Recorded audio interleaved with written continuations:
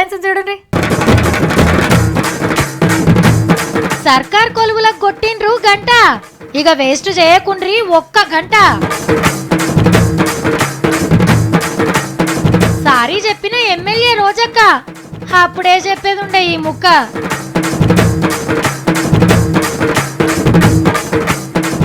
తిరుగుబాటు చేసిన రాజమాత, సర్కార్ దాటద్దట ప్యాలెస్ గీత. సమ్మె బాటల సత్తి, మన గీ బట్టలు వేసుకొని గణపురం కాడ పిల్లని చూడనీకి పోతే మీరికెళ్ళి కింది దాకా చూసి సఫుడు దాకా అర్రలకోయి గొల్లెం పెట్టుకున్నది, బయటికే రాలేదు. ఇక కొండకు ఎసరు పెట్టిన మంగ్లీ, తాజ్ బంజారాలో నాస్టా, తాజ్ కృష్ణాలో లంచ్, ఇంకా బెంగళూరులో డిన్నర్ చేస్తాయేమనుకుంటున్నావు చూసుకో. ఇక మన తక్కువ అంచనా హాల్ రిచితూ. ఒక పెద్ద గుట్ట, గుట్ట మీద ఒక గుండు, గుండు మీద ఒక పండు. అది మామూలు పండు కాదు, తిన్నోళ్ళ జన్మ ధన్యమైనట్టే. పబ్లిక్ లా పరపతి ఫుల్ పెరుగుతుంది. అసలు ఏడుకోయినా గుర్తింపే వేరు. పెళ్లి కాని పోరగాళ్ళకైతే పెద్ద పెద్ద సంబంధాలు వస్తాయి, ఇక లైఫ్ సెట్ అయిపోయినట్టే. కానీ పండును అందుకునుడు అంత ఈజీ కాదు. వేల మంది పోటీలు ఉంటారు. 10-15 ఏళ్ల సంది గుట్టనెక్కేందుకు ట్రై చేస్తున్నోళ్ళు, ప్రాక్టీస్ చేస్తున్నోళ్ళు ఉంటారు. కొండ కొనదాకా పోయి జారిపడ్డోళ్ళు ఉంటారు. ఆ అనుభవం, ఆ కసితోని ఆ పండును పట్టుకోవాలని అందరు జోరుగా కష్టపడుతుండ్రు. ఇక పోటీలు ఎన్నడో ఊరు సర్పించి సాటింపేసిండు. ఇక చూడుండ్రి పోటీ ఎట్లుంటుందో. జర్రంతా ఆల్చమైన గంటా చక్రపాణి సారు సర్కార్ కొలువులకు గంట కొట్టిండు.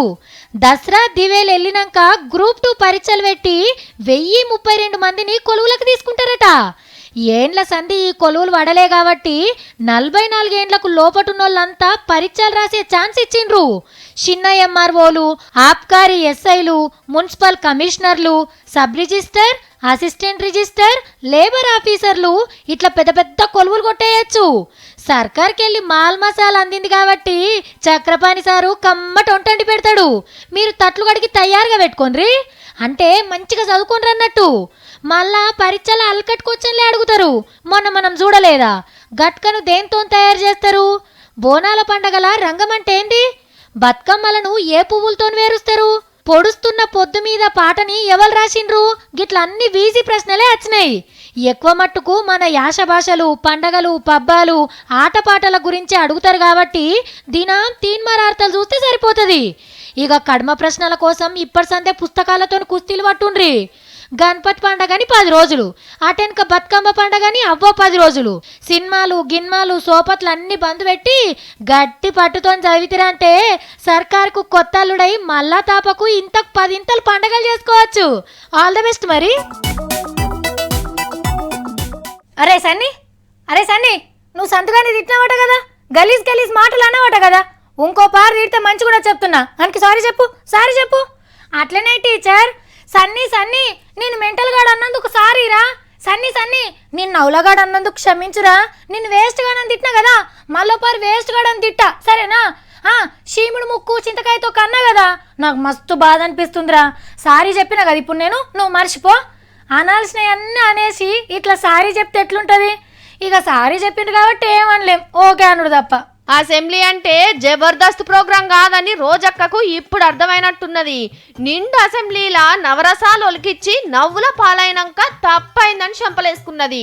సారీ, అంత ఇనసొంపైన మాటలు మాట్లాడేది లేకుండే. పెద్ద మనసుతోని నన్ను క్షమించండి అని స్పీకర్ సార్కు ఉత్తరం రాసింది. ఇక కోడెల శివప్రసాద్ సారు మన్నిస్తాడో మందలిస్తాడో చూడాలే.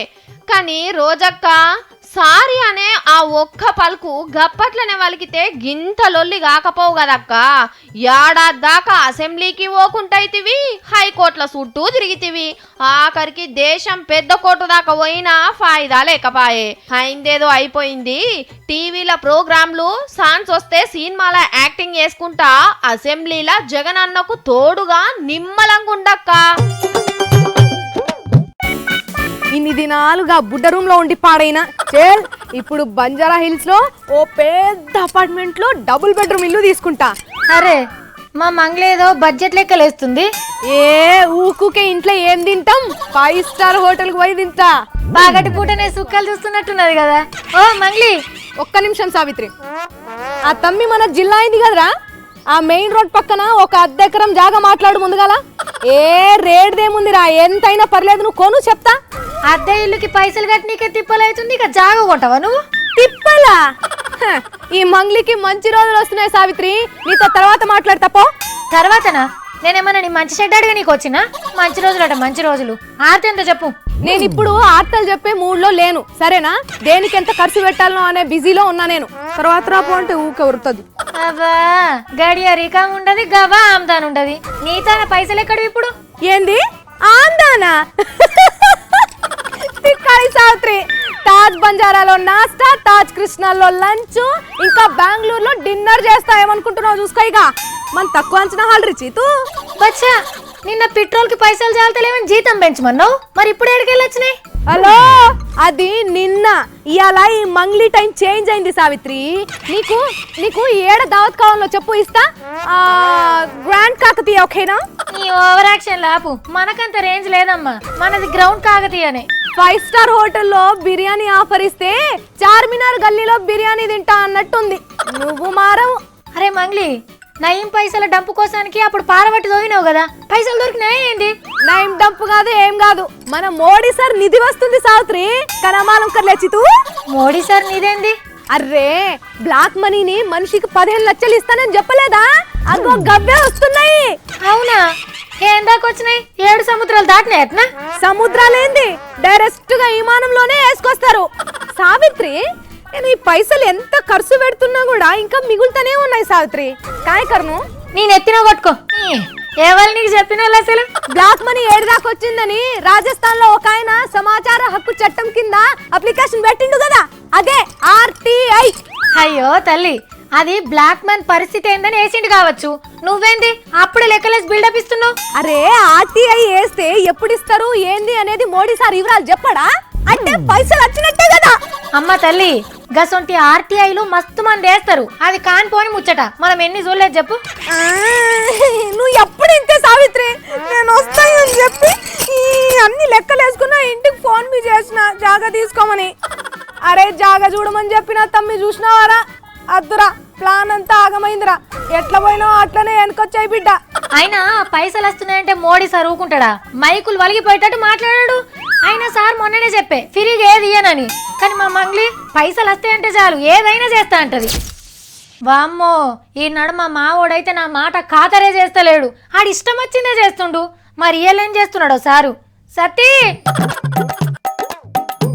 ఒరేయ్, నేను గింత గట్టిగా విలుస్తా అంటే నీకు చెవు మీద పెయిన్ కూడా వారినట్టు అనిపిస్తలేదారా? ఏమో గుడ్లు మిట్కరిచ్చి చూస్తున్నావు. సతీ, సత్తిలేడు గిత్తిలేడు, నాకు కూడా తిక్కరేగాలి కానీ మూట ముళ్ళ చదువుకొని ఊరికి పోతా. కైకిలన్నా చేసుకుంటా కానీ నాతోని గారిగా. ఆగు, ఇప్పుడు నేనేమన్నారా? గంట అగ్గి మీద గుగ్గులం అవుతున్నావు, తిండి తినలేదా ఏంటి? నువ్వైతే తినొచ్చినావుగా తిప్పగా.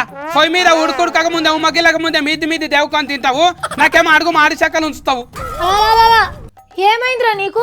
అబ్బా, నువ్వైతే నన్ను చిన్న నెగలనియవు, ఒక మబ్బుల లేపుతావు. నల్లలో వచ్చారో నీళ్ళు పట్టురో ఫాల్ దాఫోరో అంటాను మొత్తుకుంటుంటావు. తెలంగాణ నిర్ణయం అయినంటే తెలివి మస్తు పెరుగుతుండే నాకు. వామ్మో రామచంద్ర, గిన్నె వద్దలు ఏడ నేర్చుకున్నారా నువ్వు? ఉన్నమాట అంటే ఉలికి ఎక్కువనే ఉంటది. అతక పెట్టుకునే సౌరానికి 1/2 కిలో కొబ్బరి నూనె రుద్దుకుంటావు నువ్వు. అరే, ఫోరన్ ఎత్తి బోడకు కొడుతున్నది, ఒక టోఫెన్న కొనిస్తామంటాను అంటావు. పనం దరియే నీకు. ఒరే, కంగిరి పింగిరి మాటలు మాట్లాడకిడా. నాకేమని ఇజ్జత్ ఇస్తున్నావా నువ్వు? పండ్లు దోమ బురస్ అయితే పట్నం వచ్చినప్పుడు కొనిపించింది. అది గీకి గీకి బండల దోమ బురస్ లేక అయింది. కొత్తది కొనిపించమంటే పండ్లు తెల్లగానే ఉన్నాయి గారా, ఇంకెందుకు అంటది. అందరేమో టేస్ట్ క్రీమ్ పెట్టుకొని పండ్లు తోముతుంటే మన ఇంట్లోనేమో అదే పండ్ల పొడి దులుపుకోవాలి తోముకోవాలి. ఏమో ఈడేదో మనసులో మరుగున పెట్టుకొని నన్ను మాటలు అంటున్నాడు మీదకెళ్ళి. మరుగుల లేరు గురిగిల లేరు, ఎర్రంగానే అంటున్నా నేను. అరే, పోయినంత కాల మీరే అయిపోయి అడగకుండా మన కొనిపించినావా నాకు నువ్వు? అబ్బే, మరి నువ్వేమన్నా నోట్లో బంగారు చెంచాతో అనుకుంటున్నావారా? మన బతుకులే కసోంటి అట్లనే బతకాలే. జీతం పైసలు రాగానే గింత ఆయమ్మ కూడా ఇయ్యరి. ఎవరన్నా ఇంటి ముగ్గలికెళ్ళి చీరలు జాకెట్ బొట్టలు అనగానే వాయా ఇక్కడ కొత్త డిజైన్లు వచ్చినాయా, పుట్టాలు గిట్టాలు వచ్చినాయా, దాని మీద ఉంటే 2-3 అంటాను కొని పెట్టుకుంటావు. అల్మార్ నిండా దుఃఖం లేకనే ఉన్నా, చీరల దుఃఖం లేక. నాకేమో దండం మీరు యాంగి ఫే మీరు యాంగి దండగా బతుకున్నది. ఒరే, నేను చీరలు కొంటున్నారా? ఎవరన్నా ఇంట నిజమే అనుకుంటారా? అయినా నీకేం తక్కువైనా ఇప్పుడు బట్టలు.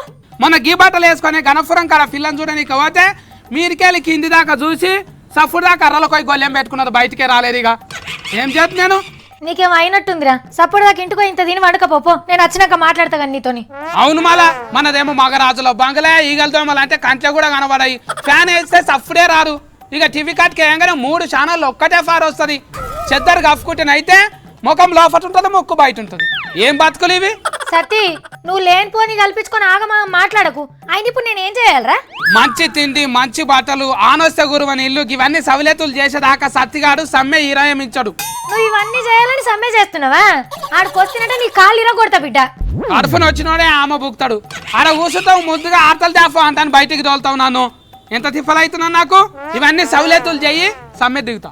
అప్పప్పప్పబ్బా మళ్ళా అదే అంటాడు. అయినా నువ్వు సమ్మె చేసుడేంద్రా? ఈపుల పాపయ్యం తీస్తా బిడ్డ. తీస్తావు. దేశంలో మొత్తం కొలువులు బంద్ పెట్టి వాళ్ళెందుకు చేస్తారు మళ్ళీ సమ్మె? అయ్యో దేవుడా, వాళ్ళంటే జీతాలు పెంచమని, పెన్షన్లు పెంచమని, కొలువులు ప్రైవేట్ పరం చేయొద్దంటే అట్లా చేస్తున్నారు. నేను మన సర్కార్ ఫరం చేయమన్నా సవలతులన్నీ చక్కగా చేయకపోతే సమ్మె ఇంకింత జోరుగా చేస్తా నేను. ఈ సమ్మె చల్లగుండా ఆపురా నాయన ఆపు. నీకే కడుపులో మాడి గుడ్లు గుంజుకోపోతాయిరా. ఇంటికని చింత తిని వండుకోపో. నా మాటను సకలిదాల సవలతులు చేయవు, సమ్మె చేయొద్దు అంటావు. నా రిమాండ్లు పట్టించుకోవు. నీ నిర్లక్ష్య వైఖరిని తీవ్రంగా ఖండిస్తున్నా నేను. హోటల్కెళ్ళి బువ్వ తెచ్చుకొని ఈయన కూర్చొని పండుకుంటా నేను. మళ్ళా దోమలు గడిచి ఫార్ అవుతున్నాయి. సమ్మె చేద్దాం అంటే రక్తదానం కూడా అయ్యేటట్టున్నది. ఓ దేవుడా, రోజు లెక్కనే ఇయ్యాల కూడా ఆఫీస్కి వద్దామని దబ్బ తయారై బస్ స్టాప్ కాడికి వచ్చిన.